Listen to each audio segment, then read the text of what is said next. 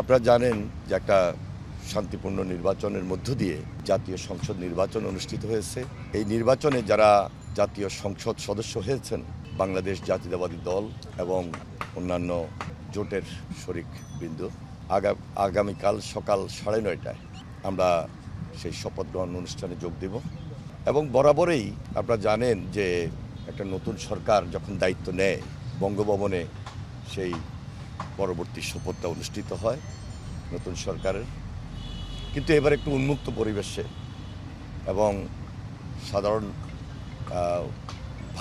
সাধারণ মানুষের সামনেই জাতীয় সংসদের দক্ষিণ প্লাজায় এই শপথ অনুষ্ঠানটি অনুষ্ঠিত হবে। তো এই ব্যাপারে আমরা সর্বাত্মক সহযোগিতা করছি, সমন্বয় করছি দলের পক্ষ থেকে। আমরা বিশ্বাস করি যে একটা দায়িত্ব এবং এই দায়িত্বটুকু খুব কঠিন এবং আমাদের উপর একটা আমানত।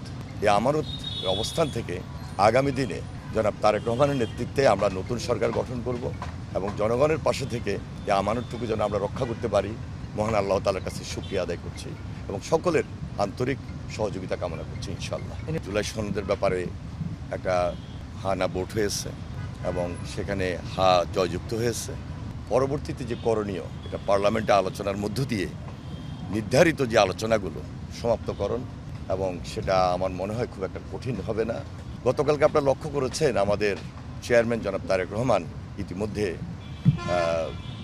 বিরোধী দলের যারা রয়েছেন তাদের সঙ্গে আলোচনা করেছেন, একটা সৌজন্য সাক্ষাৎ। ভবিষ্যতে নিরাপদ, বিনিয়োগ হোক বিশ্বস্ত, আর আমার পছন্দ সল্টবে। Welcome to সল্টবে। এরপরও তো কিছু কাজ থাকে যে আলোচনাগুলো পার্লামেন্টে হবে, পার্লামেন্টের বাইরেও হবে। সে আলোচনা করার মধ্য দিয়ে একটা সমন্বয়ের মাধ্যমে সব কিছুকে সম্মান এবং শ্রদ্ধার জায়গা রেখেই আমরা সমাপ্ত করবো ইনশাল্লাহ। আমার মনে হয় আমি বলার চেষ্টা করেছি, আমার মনে যদি বুঝে থাকেন যে জাতীয় সংসদে সে আলোচনাগুলা এবং এর পাশাপাশি যারা বিরোধী দলীয় নেতৃবৃন্দ আছেন তাদের সঙ্গে আলোচনা করেছেন আমাদের চেয়ারম্যান জনাব তারেক রহমান। এটা খুব সহজ হবে, খুব কঠিন কাজ হবে না ইনশাল্লাহ। 13টি দেশ ইতিমধ্যে তাদের প্রতিনিধি আসবেন, কোনো দেশের প্রধানমন্ত্রী আসবেন, কোনো দেশের পররাষ্ট্রমন্ত্রী আসবেন, স্পিকার মহোদয়রা আসবেন এবং অন্যান্য যারা আছেন ডেলিগেট হিসাবে তারা অংশগ্রহণ করবেন।